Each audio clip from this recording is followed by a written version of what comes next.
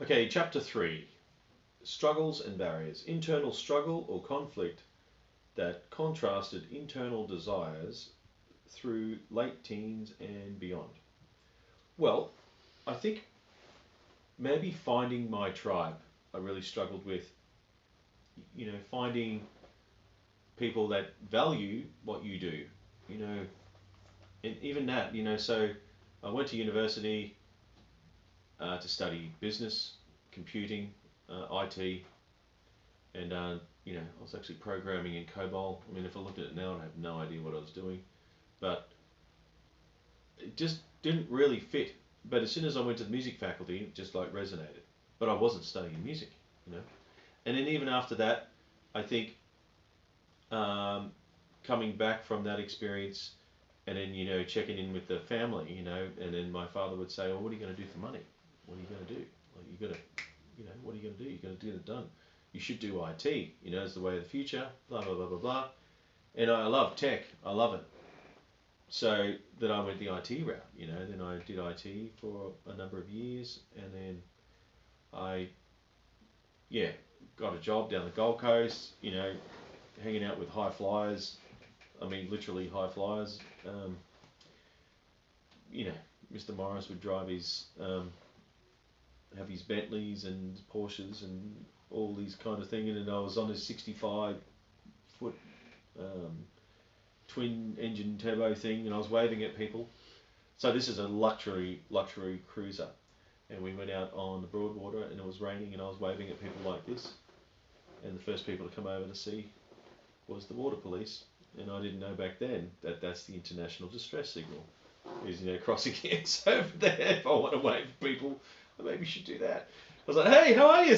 Because pretty embarrassing. So anyway, they wanted to issue us a fine and all this kind of business. So hey, boss, got a new fine. No, didn't get fined.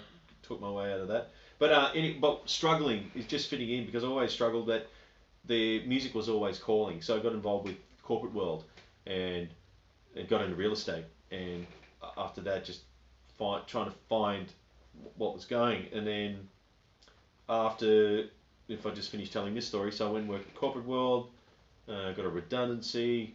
Then I went and did, I think I got another job, contracts or something. And then anyway, I didn't know what I wanted to do, so I went and became a real estate agent actually. Then I went and learned how to become a loan writer, so a banking loan writer. So I love finance and houses and all that kind of stuff. I love it actually. But learning about, I guess technically it's called economics, but and if there's any takeaway tip, get into it when you're young, because time is on your side. Yeah, but anyway, struggles. Yes, I like all that corporate thing, but it just didn't really fit with me, So then I went to university again and did another degree, but yes, the struggle was money versus output. What are you going to do? And I mean, it's not just my struggle; it's everyone's struggle. So, in being in Australia, it's so hard to do something a little bit left of centre because all our capital cities are so spread out. If you go to the States, you want to be a cafe artist, as in artist painting or just playing or just doing cafe art. I didn't even know this existed until you can be a painter artist and just go to your own shows and I mean not gallery things but just sell things around like it's a cafe scene. I had no idea it existed. Yeah, but anyway, getting back to the point, through the late teens I think image, really struggled with image and just being really honest. And then when I got in the corporate world I just sort of, I don't know, just did that. I just thought it was normal. But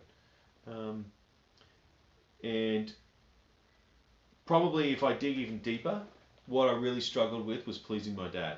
You know, what am I going to do? Because he, even though he enabled me to do so many awesome things when I was really young, he's only been to like one gig, one of my gigs, and so that's why it really motivated me to try and play harder and faster and bigger and better and all that kind of stuff, and to be the best because everything he's involved in is of a high level. And he was even involved in like wind tunnel testing in the 80s. Like think about that. Every truck now you see has a aerodome cabin on. He who's on the design team doing that back then. You know, it's like crazy. So just high expectations. So as I was just saying to Michelle, like I used to blame him for it, but now I've let that go because he doesn't value that. You know, he doesn't value going down the pub and seeing his son play or whatever, which is, I don't know, give or take, yes and no. But if he didn't do what he did, I wouldn't be so passionate about what I do. You know, so there's two sides to the story. Maybe there's even three sides. Might be a good extreme album there. But anyway, that's the first card. But yeah, so just wrapping up there, struggling about identity, and I mean, there's lots of people that do that when you're coming up through your teens, and not so much identity in what you look like, but identity in what you do. And of course, when you get older, all that means nothing, because it doesn't matter what you do. It's how you feel about what you do, right? So anyway, keeping on track. The second one for chapter 3, barriers that you have been confronted with: peer pressure, social restrictions, personal identity. It's funny, I was just talking about that. So, moving forward, I got into martial arts, and Michelle was just talking about people that come into your life called bridges. Cool. So you will meet someone, and you go, yeah, cool, excellent, nice. It's an associate. They say, hey, you should meet my friend, blah blah blah, and then bang, you know, you get this massive connection. So bridges. So lesson, it's important having a bridge. You know, like just meet people, and it is what it is. You don't have to look at anything negatively. Cool. So I got a contract. I was working at Downer EDI Mining. Whoops, may have just name dropped. But anyway, I was doing IT. The CEO, I kid you not, played banjo. So, and I was working in IT, and he wanted banjo lessons. And I said, well, and we got on pretty cool. I said, well, you know, you're probably going to have to put in an IT support call if you want me to come and give you a guitar lesson. And he did. So he would like put a call in, and I would go upstairs, in, you know, the top level, and you know, we start playing guitar. You know, rock and roll. He's a CEO. What is he doing? You know, like anyway, true story. But about the bridge, and I met someone there, my boss at the time, and I won't get anyone in trouble. And they said, oh, I'm going to study martial arts with a friend of mine, blah, blah, blah, blah, blah. Anyway, long story short, his name's Brett, and he was attending this school run by Wayne Roy. Now, this whole experience of martial arts, it sounds like, yeah, school, you're going to, you know, death, die, kill them all, blah, blah, blah. But this is completely different. He was really, really on the journey of unpacking and unbolting yourself and your own perceptions of yourself. So, yes, technically he was a life, or still is, a life hacker, and I'm a complete fan of his work. And what really, really helped me is because I was doing things that I didn't understand the impact, like eating, right, or whatever. But when I say I'm doing things, it sounds really, really deep, but I'm going to get really deep for a second. So if you have this hand here, your action, what you do, so like, let's say, I think he uses this example of eating bananas. So if you eat bananas, that's your action, because it's based on a perception of a value, of a perspective, of a memory. So the memory was, I'm just making this up, but say my mum bought me bananas, and actually, true story, she would never do that, but cool. So that's my perception of the memory, and that's why I value them, and I believe that I need to buy them. That's the action, right? Let's use a different context. I actually had to unbolt this as why was I always in 2-year relationships, right? It just happens to 2 years, because my belief is that from a memory, after 2 years, it doesn't get any better than that, right? So, but I'm working on that, right? I've got to work on that. So the action is 2 years, is because I believe, and I only value them for that, and I need to break down the perception of the memory. So we'll do meditative work or whatever to unbolt that. Now I know this is really deep and it's probably off music, but that concept of just learning this, you can do that with everything you do in your life, right? So why do you do what you do? Why do you shy away from conflict? Why do you not actually go for that promotion? Why do you really care about what people think of you? Why do you not do so much things? So it's from understanding this process of the psychology behind action is that you can unbolt the things that are holding you back. That's the whole point. Is like pulling back the layers. You know, if someone's sad, using this model, if someone's sad, the behavior is they're sad because they believe and value this perception of a memory is that someone called them a name, right? When someone says to this person, say, hey, you don't have to feel sad. Let me change your value. Let me take you out tonight. Let me do something else. This person might go along. It will never be sincere because I'm trying to change their value. They need to go down 2 steps lower to change their memory of the perception. So if you think about this, there's this person back in time and this person calling them a name. And if they're calling them a name, if you can see this in 3D, third person 3D. And my point is that if you can change the perspective, if you can like zoom out and stop being yourself for a second, like, that person has called me a name and I'm really offended and it really hurts and it's going to affect my life for the rest of my life, that when someone says something silly, you can zoom out and maybe put in perspective, this person, mums might have cancer. This person probably just lost their father. This person has some other negative thing going on in their life. So just zoom out. So if you can zoom out, you change. If you can zoom out, you change perspective of the memory, which will change your value, which will change your belief, which will change your action. So you stop having a sook every time someone calls you something, because there's probably a lot of other things to have a sook about. So maybe I'm getting off topic, but I'm very passionate about this. So just understand, I'm not a psychologist, but maybe one day I might be, who knows. But I really, really had to get my head around that, to getting back to this. My societal restrictions. They're called social constructs. Is that when you grow up, no, you shouldn't play guitar. No, what are you going to do? The stereotype is say that you're going to waste your money and be a bum or whatever. No, but I know people who don't have much money and that's okay, but they're great musicians, but they're happy for it. So that's the social construct. So getting back to the struggle and the barrier, it wasn't until I met a mentor that I could start changing my perspective on the things that were holding me back. And I'm not perfect by any length of imagination, and I'm learning and unbolting stuff all the time. But I think if I could just share that with someone to change their life, is that zoom out, hey, there's models to help you understand. I mean, this little thing, it's not the only model, but there's things to get around to stop holding yourself back. And I think, peer pressure, tall poppy syndrome being in Australia, no, mate, you shouldn't do that. You're not good enough, mate. Why are you even trying that for? Seriously, don't even think about it, Or if you do something good, I mean, even the other night, I had my first troll on my TV show. Do I care? Go for gold, I don't care. You can whinge about it all you like. Keep watching it. It's more clicks for me. I really don't care.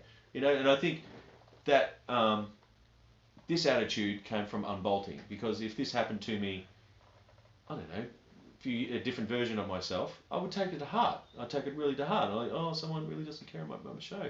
But is it worth having a sook about it? No. And it gets me back, we'll go over to here, we'll just change cards here, about personal identity, actually. I'm right into models, and I may as well tell you. So if you think of a triangle, cool, and I was just talking to Michelle about this. Down the bottom is victim, and if I keep this over here, I'll just do it my perspective, you'll have to reverse it. Victim, persecutor, rescuer. So, if someone's having a sook about something, I used to be this person, the rescuer. Hey, what can I do? Let me come over. Let me come and sacrifice all my time and energy and let you sap me, and I'm going to fix you until you feel good. And this is what happens. So I start moving down here and I pour the energy in, and they go, I feel better now, and they start moving to persecutor, right? Persecutor. And when they start making persecution, they try to convert the rescuer into a victim. Why are you doing that to me for? Why you keep helping me? Why you keep sending me money? Why? And it never works. I mean, it's a repelling, right? The persecutor can't force the rescuer to be a victim, right? It's a natural thing. right? Cool. So what happens is they turn into persecutor for 10 minutes, and then it all resets, and the persecutor, or the rescuer, who's off his perch or her perch, they'll go, no! And they'll bite back and push the energy back around, and until that person turns into where they started at, being a victim. So, how did that really help me with my personal identity is understanding conflict. So, again, just these little models, they work for me, they might not work for you, but they really help understanding maybe a family situation. It doesn't have to be on auto cycle repeat, because if I feel that this is happening, I choose to get off the model, right? This model only exists when there's a conflict. So why do the conflict? Or I'm not saying I'm perfect, like if it's worth having a conflict, I'll have conflict, but I won't be subject to someone else's game. I don't know if that makes sense, but anyway, that was my personal identity that really I really struggled with. We're talking about struggles, and these models really helped me understand why I am who I am now, I guess. And the last card for chapter 3 says, circumstance, person and or environment that was significant in your life path and direction to help you overcome this barrier. So, getting back to the person, you need a mentor. Like, yes, in music, I'm going to use a music example. You can learn all the Eddie Van Halen licks off YouTube. You can learn all the Tom Morello stuff. You can learn anything you want off YouTube. But what you don't get off YouTube is understanding the sincerity and understanding their heart. Yes, you may get a bit of it because you see videos and stuff, and let's face it, technology is getting better and better. So who knows? We'll probably have holographic display soon anyway. That's what Yoda said. But I think what you don't get from, let me rephrase that. You get so much more from personal interaction when you have a mentor, because they've already lived it, right? So you need to hang around people who have actually done this, not who think they've done it, who have actually done this. So mentors. So I got to go and play with the whole Steve Vai situation, if you know the guitar fraternity. But the people I met there are my tribe, right? So I just absorbed it, and again, talking about what I talked about in chapter 1, about finding what keeps you up at night, that passion, so really, really burning. But sorry, I'm talking to and fro here, but mentors, you need real people that change lives. If you think about right now, I can guarantee if you're of age, there'll be one teacher in your life that was influential. That's what I'm talking about. So there's a tutor, in my way, shares knowledge, but a mentor shares vision. And the best mentors have changing visions. That's the way of the alpha. The alpha wants to keep getting better, natural getting better. It's okay that you suck, but you want to get progress. Progress is thing. So a true alpha doesn't sit on one, hey, I'm going to do that. Hey, I'm done now. It's finished. No, well, you set the next goal, and then you set the next goal. So addressing that was really, really influential for me for meeting Wayne Roy, help unbolting things. And of course, we learned all, and I still study with him, to be honest. So we learn about the mechanics of the body, and and it's called reality-based, self-defense. And even saying that, there's so much more to being defensive than just punching and kicking. So like verbal judo, some people are actually quite good. If you get called a name, you'll instantly attack. Oh, good on you. Yeah, right. You're right. You'll be straight in there. Or you can be intellectual about it, or you can do whatever it takes. But it's a thing, right? So even though we are not, let's face it, in 2020, the reality of getting beaten up down the street, blah blah blah blah, is not very likely. But every day, you can learn how to use your words and your language to be defensive about yourself. I mean, I'm just saying that if you're being attacked, okay, with your ideas and blah blah blah. But anyway, it all rolls into getting back to this thing about the struggle and the barrier, about you can be yourself, but being yourself, when you put yourself out there, the tall poppy syndrome kicks in and you get kicked for no reason, no good reason. So all I'm highlighting is that I had a mentor that helped me to be resilient of that. And getting back to a circumstance that shaped me forever is, well, I made this record, but this was based on I lost my sister. And here's my sister in here. There she is.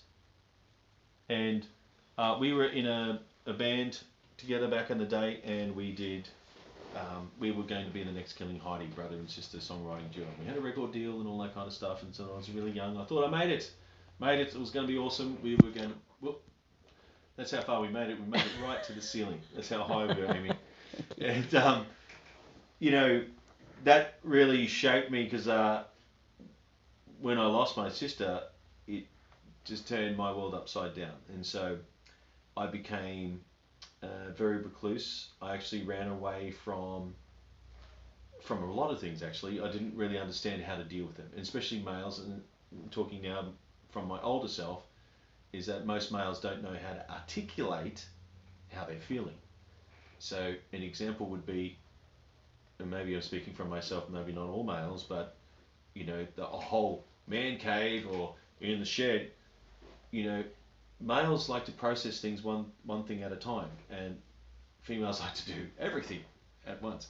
So if there's something wrong, they will go and tinker and, you know, actually do something physical to start processing it.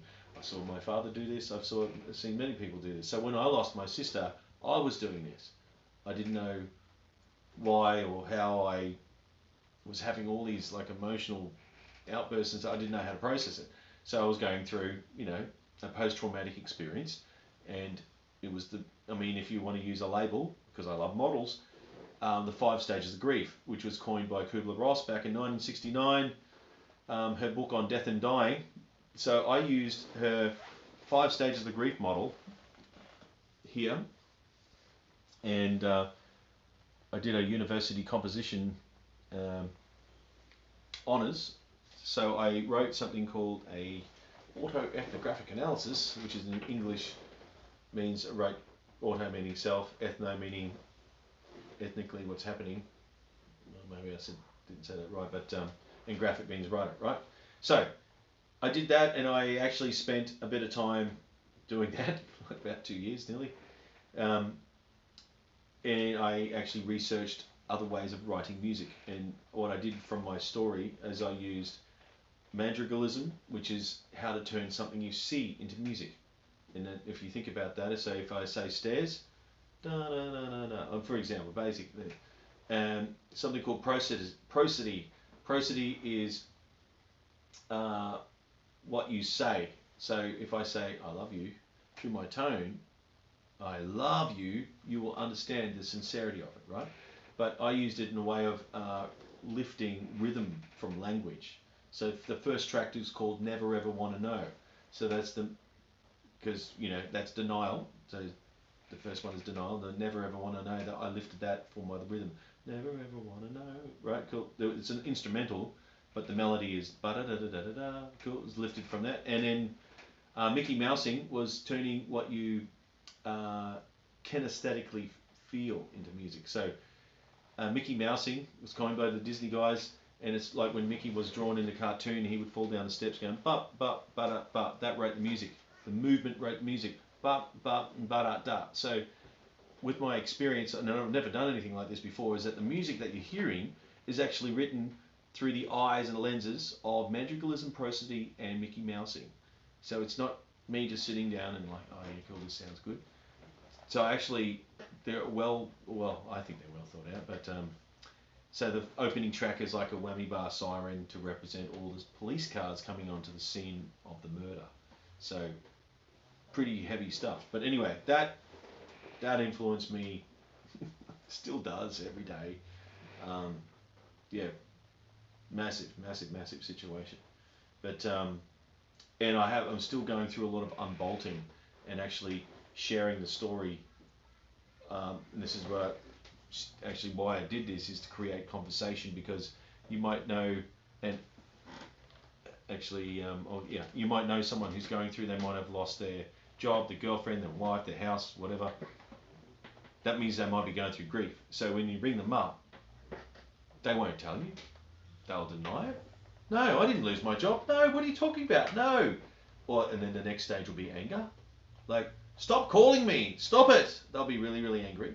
And then the third stage is bargaining. They'll be saying, so bargaining I actually got trapped in for about 7 years, actually, to be honest. But is when you do something so you don't have to feel that. So I got addicted to high adrenaline sports, like doing something crazy. Hey, let's do that. Let's breed snakes or something, like true story.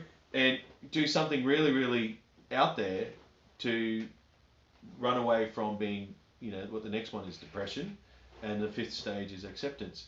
But I just also wanted to highlight one more thing for chapter 3 of how I overcome this about struggles is this here is a Union Pacific big boy, cool, and you can see there's a little heart there somewhere, little heart on the carriage. So this train of depression is dragging your heart down. There's a little skull down here too.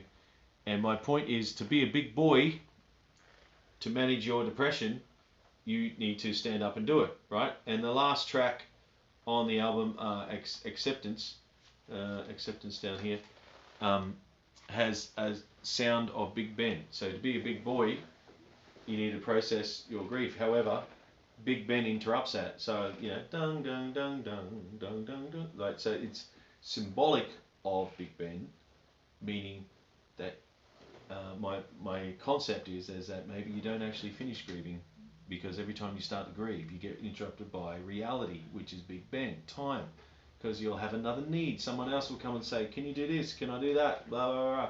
So, and this is, and I've actually gone and spoken at International Men's Health Day and all that kind of stuff. So it's pretty deep, but it's to create the conversation. And maybe the last thing is, I don't want to maybe give tips for the people who are going through the grief, but give a tip to everyone else who might know someone who's going through grief. It's called the red, white, and blue sentence. And what does that mean? So when someone asks you, how are you? They'll say, yep, I'm right.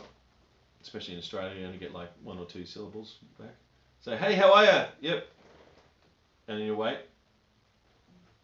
And maybe they might need a prodding. But say, if you go, hey, how are you? And they go, yep. And then you look, say non-verbal. And they go, yeah, I'm alright.